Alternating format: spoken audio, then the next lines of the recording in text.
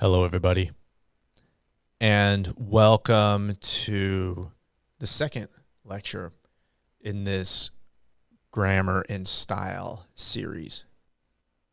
So in this lecture, we'll be talking about verbs.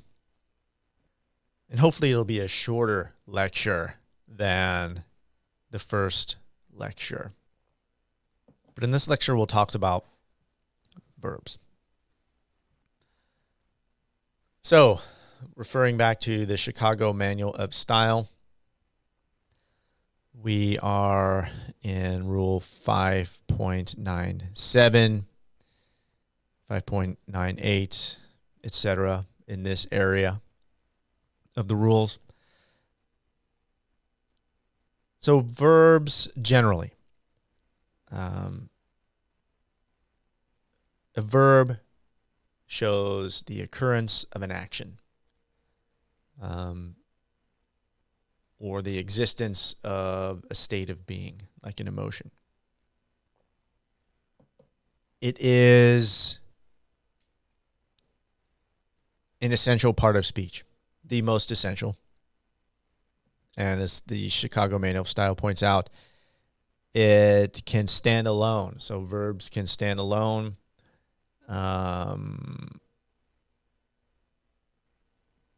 And there are other some one-word sentences, but these are these omit a clause implied by the sentences. Verbs don't need to do that.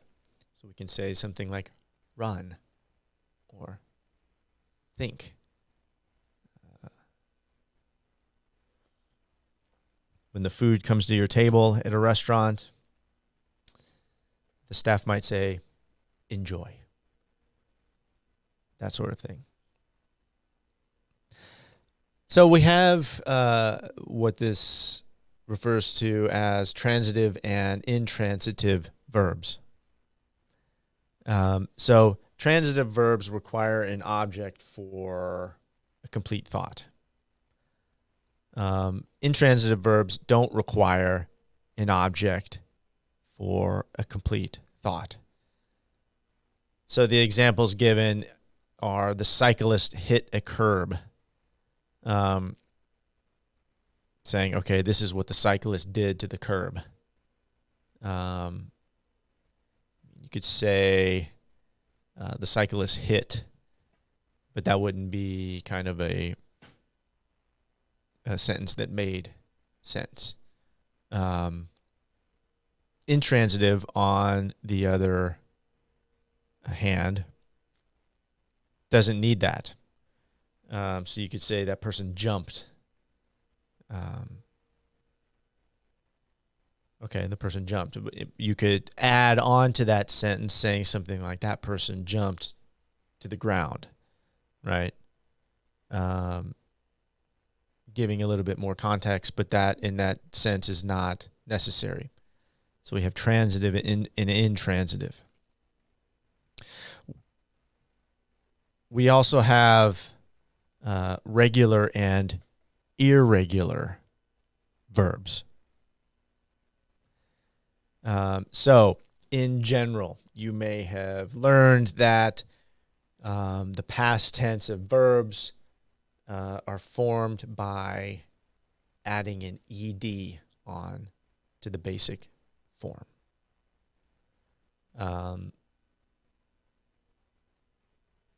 And the example is draft or drafted. But there are tons of irregular verbs, right? If you're really good, you might rely on your good memory. Some memories are better than the others. It's also depending on if you're a native speaker or not. But a dictionary is, again, essential tool for understanding irregular verbs.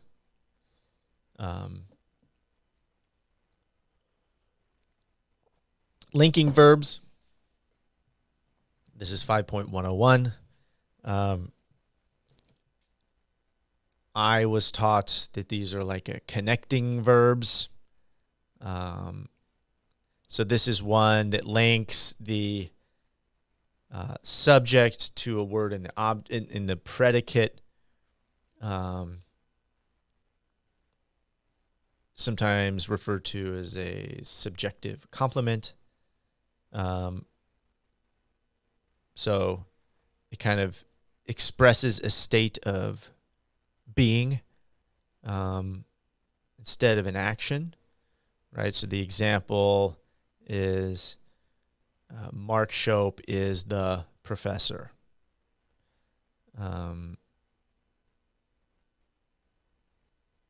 That sort of thing.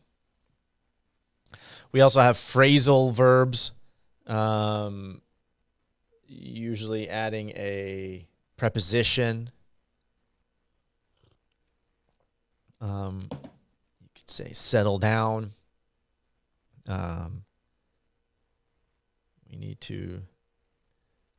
We just moved to a new city. We need to settle down before we can go out. Act up. Children often act up. Phase out certain software or certain ways of doing things, that sort of thing.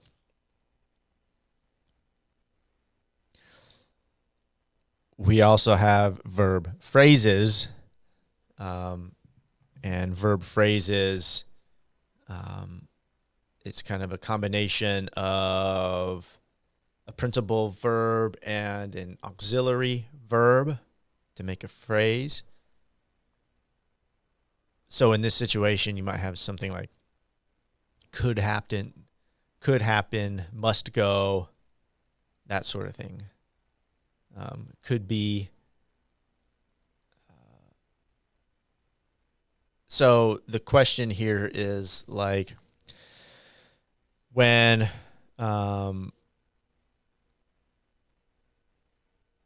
the verbal phrase is being modified by an adverb,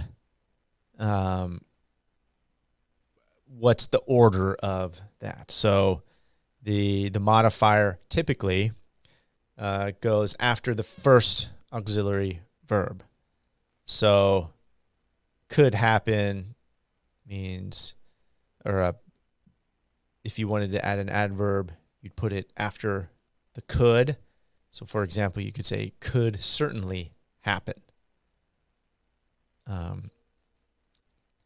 So then that's the Chicago Manual of Style approach. There's also this idea that the verb phrases shouldn't be split, or infinitives shouldn't be split, meaning just what the example I gave, for example, could certainly happen. That's a split verb phrase. Some people think that you shouldn't split those. But the Chicago Manual of Style takes a different approach and says that's perfectly fine to do that.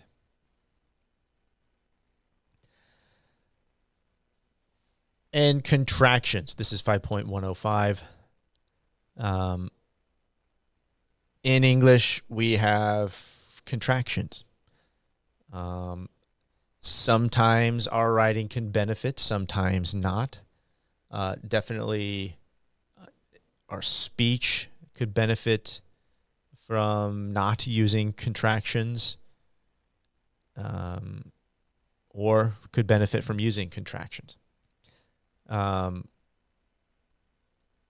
the thinking is that the contractions in the writing are a natural way to express the way we talk.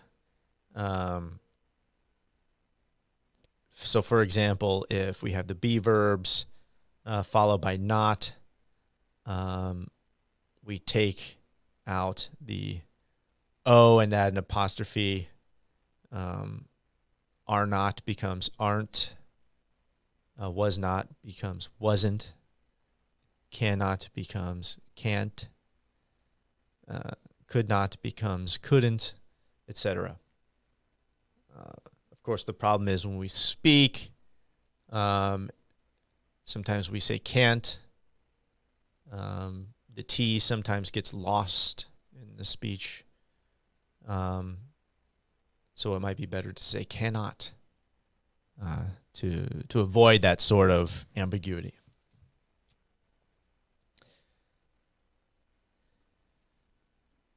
Now, I mentioned something earlier called an infinitive, the split infinitive. So what is an infinitive? It's basically when I grew up, we refer to the infinitive as the root of the verb or the stem of the verb, or the root. It's the most common form of the verb, followed by to, right? To drink, to walk, to teach, that sort of thing. That's the infinitive. That's the infinitive form of the verb. So, what are the uses of the infinitive? It's also sometimes called the verbal noun. It can function as a part of a verb phrase or a noun. So the example they give is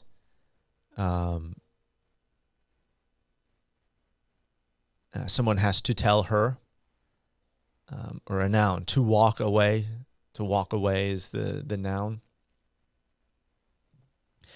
So we have this this basic form, and so moving to this idea of split infinitives.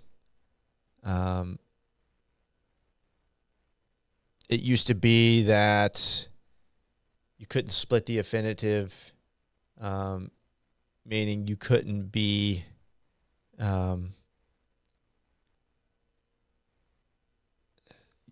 the to and the verb had to be together always. But now we're acknowledging that this isn't entirely the case, right? And the example that Chicago Manual Style gives is they expect to more than double their income next year.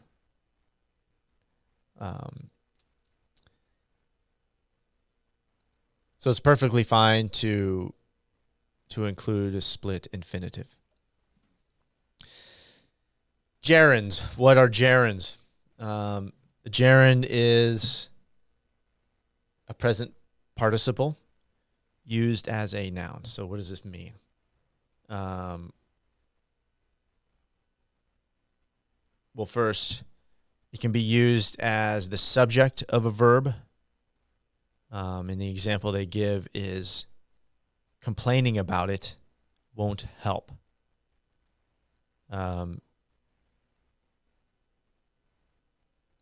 Right? The object of a verb, I don't like your cooking.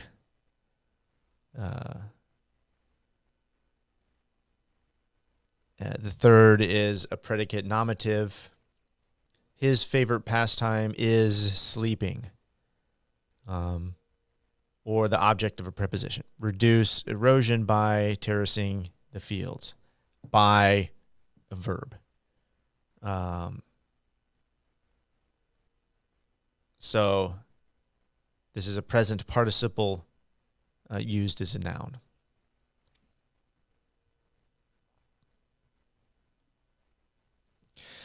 So the 5 properties of verbs. And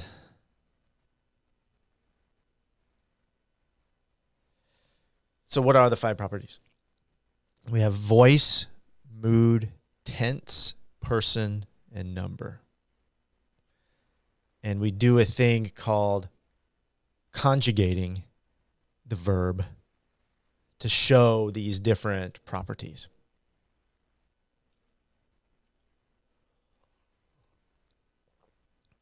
Now, voice, we have passive and active and passive voice. So this voice shows whether the subject is acting or being acted upon. Right? Does the subject perform the thing, or does it receive the thing? Receive the action. Does it perform the action or receive the action?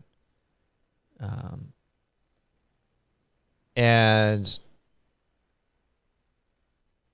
this is a source of a lot of discussion, whether the active voice or the passive voice is more preferable. So the Chicago Manual style suggests that passive voice is typically inferior to the active voice. But this also depends on the point of view which you want. So they give the example, the mouse was caught by the cat. Right. In this sense, the sentence is more describing the mouse's experience. Right. The mouse was caught by the cat. This is the passive form. Or you could say, if you want to change that to active voice, you say the cat caught the mouse. In this sense, you are describing the cat's experience. Now, you can kind of think about if you're writing a brief, persuasive brief to the court or in your writing, whether or not you want to, whose experience you want to describe in a sentence, or if you want to place more emphasis on someone's actions, how you do that, or you want to lessen the actions of someone. You can kind of manipulate that with the use of active and passive voice. So keep that in mind as you're drafting. Now, verb tense. So basically we have three divisions of time. We have past, present, and future. So the tense shows when the action occurred. Right? Did it occur in the past? Is it occurring now? Or will it occur in the future? And our verbs need to agree with the tense. Now the verb number, again, verb must agree with the number of the noun or the pronoun. So this means we have singular forms of verbs and plural forms of verbs. And they need to agree. Now, and I'll turn this off so you can see the misleading connectives, right? As well as along with, together with, and etc. And I am constantly referring to the Chicago Manual of Style to help me with these issues because I often forget. So the general rule is, so if you add to a singular subject, these as well as, along with, together with, etc., it doesn't make it plural. So the three examples, and they give poor, better, best. So the bride as well as her bridesmaids were dressed in white. So here, like our verb, our rule states, the as well as does not make the subject plural. So you're not saying the bride and her bridesmaids were dressed in white. The bride as well as her bridesmaids.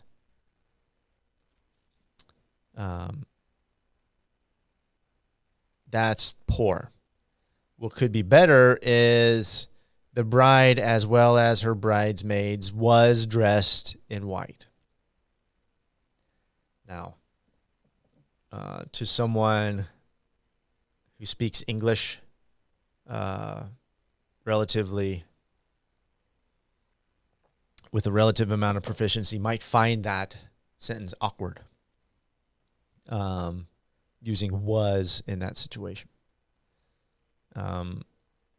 But technically it doesn't make it plural, right? So we're using was. What would be best is if you just got rid of it and said the bride and her bridesmaids, now we have plural, were dressed in white. So that is our short video on verbs. Thanks, everybody, and looking forward to see you in our next lecture. Take care.